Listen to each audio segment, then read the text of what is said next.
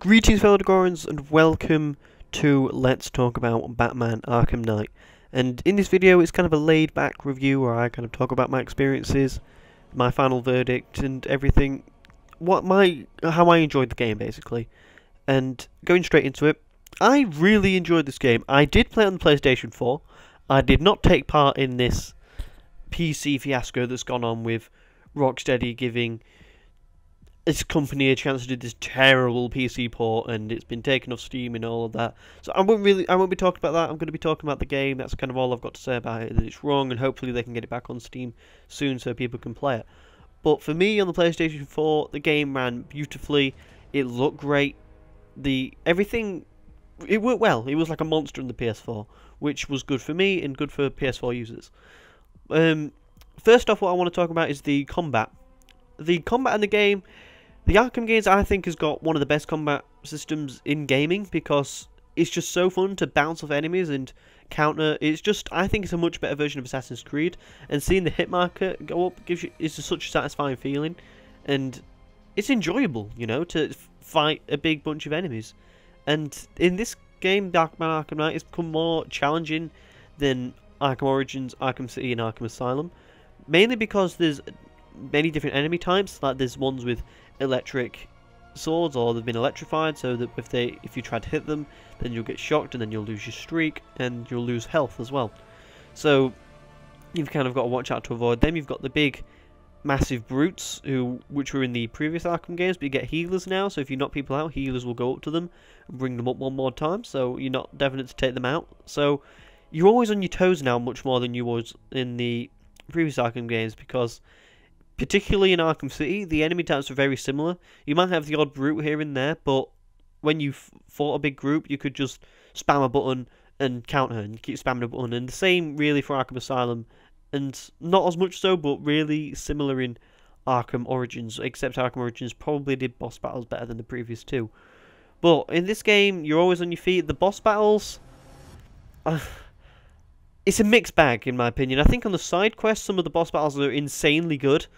But when it comes to the main story, there's been times when you just go up to, you kind of sneak in around in some alleyways or some air vents, and you're going under them, and then you just press like square to punch, and then you go up, and then you've kind of hit the penguin. That's the penguin dealt with kind of thing. And I didn't really like it that much.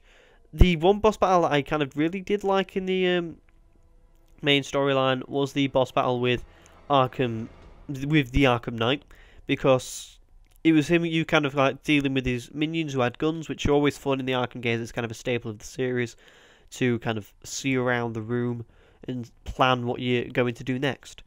So I really enjoyed that because you had that a few multiple times, but yet you had to avoid the gunfire from the Arkham Knight and then go up to him and have a bit of a fight with him. And then there was a little bit of QTE, but I think it really worked well for the situation it was in. But I think this segues nicely to what I thought of the villains in particular, because any Batman fan will probably agree that Batman is the best superhero villains in all of the superhero films.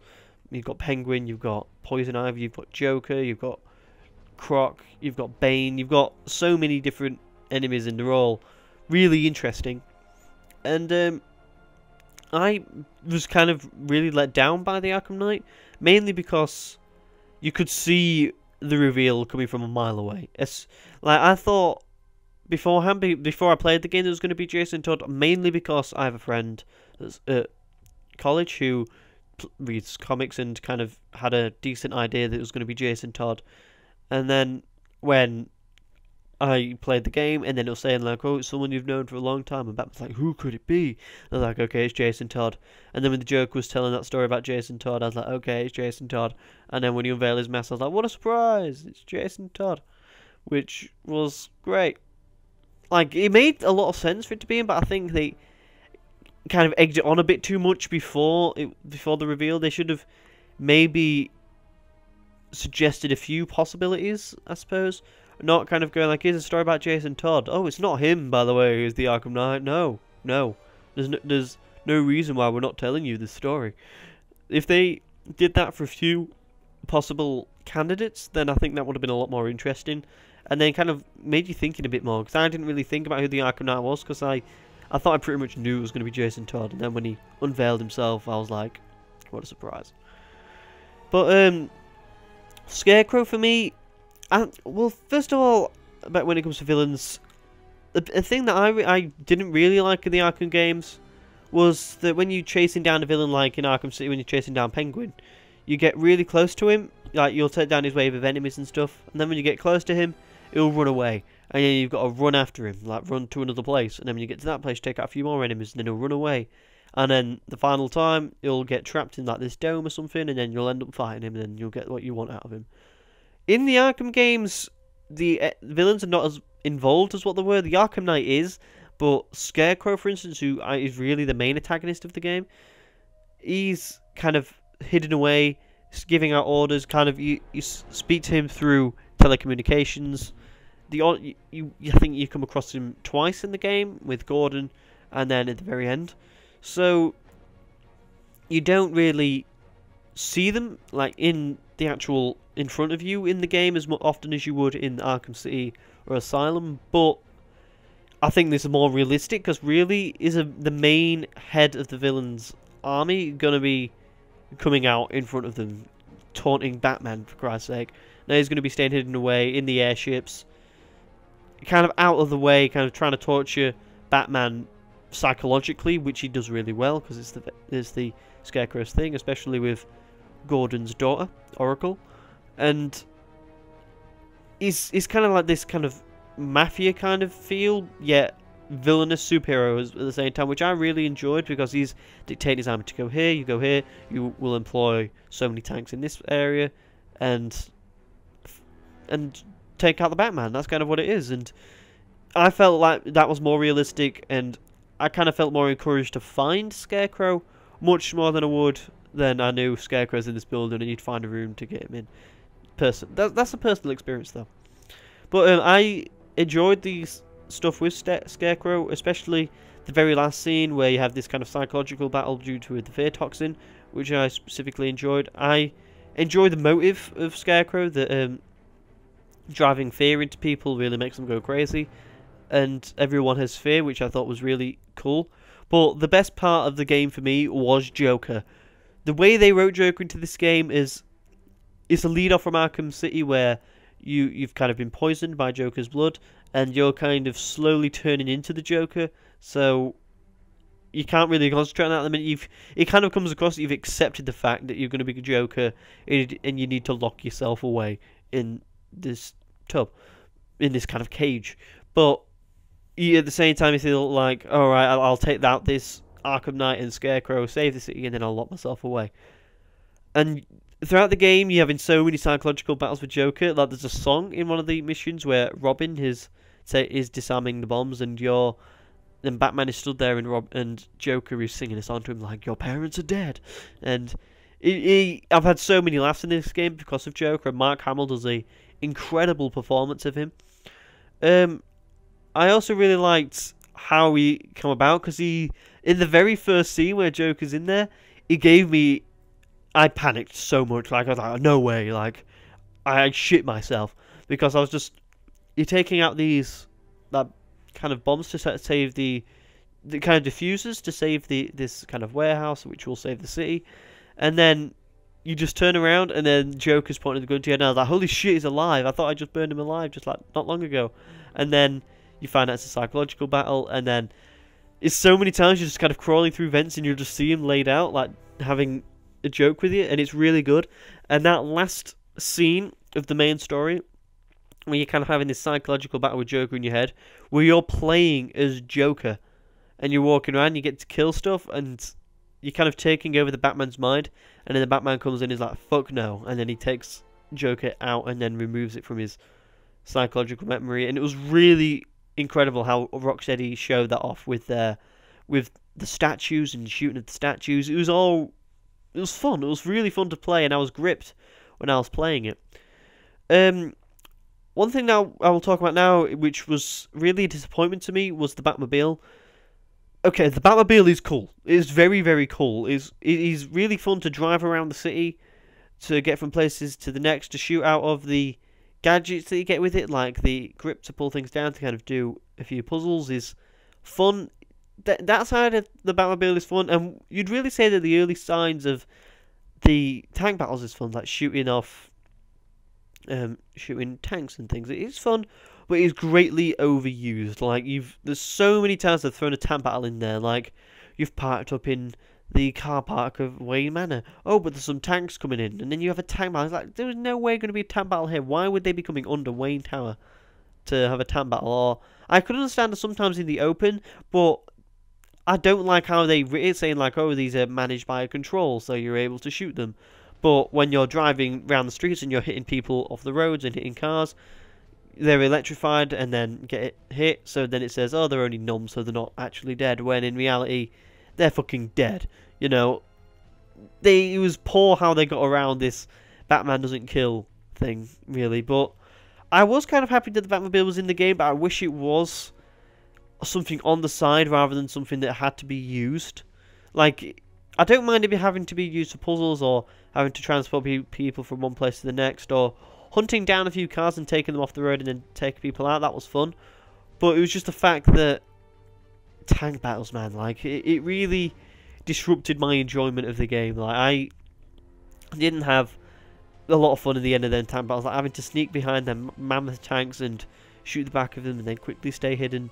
And then I'll be trying to sneak behind him again and take him out. Or when you're having that tank battle with the Arkham Knight where you quickly fire a shot at him and then you've got to quickly race around. It just become really repetitive, and I didn't enjoy it. The story of this game, though, is, I think, the best Arkham story. I think Arkham City comes close with this, but I think this is the best one because, yes, I know it's corny how Gotham gets like kind of goes into evacuation once again, but I personally like the fact that Scarecrow released his toxin and you go in there so you can see how bad it really is, because usually in superhero games and superhero films everything's saved before anything bad can happen. So I was kind of really happy when it was released and going like, okay, now I've got to minimise the damage or save what's left kind of thing. And I was like, okay, I'm really happy they kind of did that, because you kind of failed but not failed at the same time. And it was great, you know, it was really good. And what also I really liked was the different villains and stuff in the side missions. One thing that I would say I wanted more in the main story was the chance to change your character more, because it was always good having fights with Robin or fights with Nightwing in the game.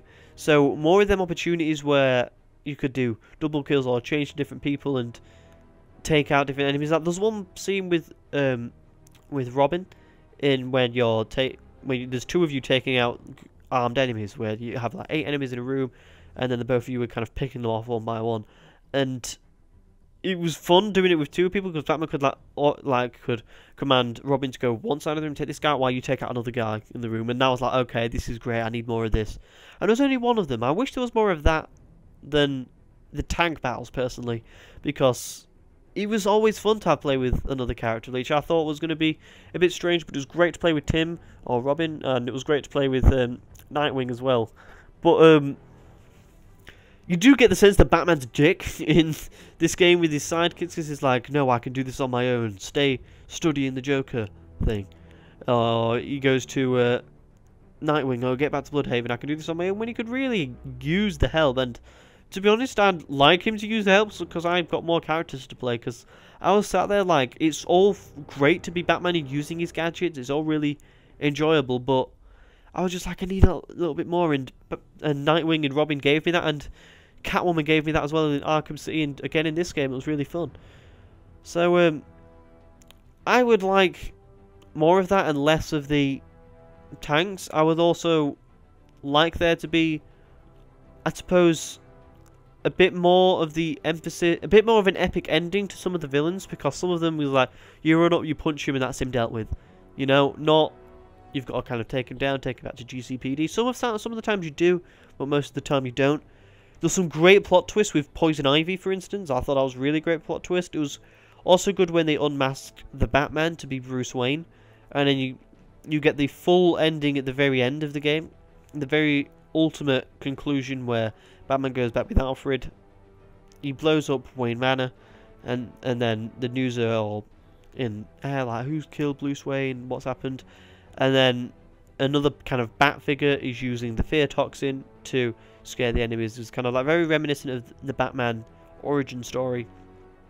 But people at the end are thinking that isn't the Batman. They think that it's Robin taking over Batman but using the fear toxin. I personally think it is Batman, but using it more so now as the symbol, because then I think Bruce Wayne is dead, so he's kind of staying hidden and then still fighting crime, but using the fear toxin to maybe see this huge bat figure manipulated formula, if you will. And that's the sign of a good game to me, when people see an ending and speculate more about it, because there's been so many games which do hidden endings and hidden secrets where people don't give a shit because they didn't give a shit about the game. But this, a lot of people made it to the end, and a lot of people thought, okay, right, what's this leading to? Is there going to be another Arkham game? I don't think there is, because Rocksteady, I hope they kind of expand more into the DC universe and kind of go along with this kind of Justice League feel that the DC universe in the movies is kind of setting up. I don't necessarily want them to go to Superman. I'd like them to, but I'd like them to go to, say, Flash, for instance. I think he would be interesting to do. Green Lantern would be interesting. Wonder Woman would be great. Just another superhero in the DC would be good. Take a break from Batman. You've done Batman superbly. These are the best superhero games that I've ever played, for instance. I think they're unbelievable. I think anyone who's a superhero fan should play them, personally, because they're that much fun. And really, that's kind of all I've got to say. My final verdict in the game is a really strong 8 out of 10. The Joker was expertly written, which was a great part of the game for me. The Batmobile was severely overused, but a greatly told story really made me enjoy the game, and I was so happy that I've picked it up.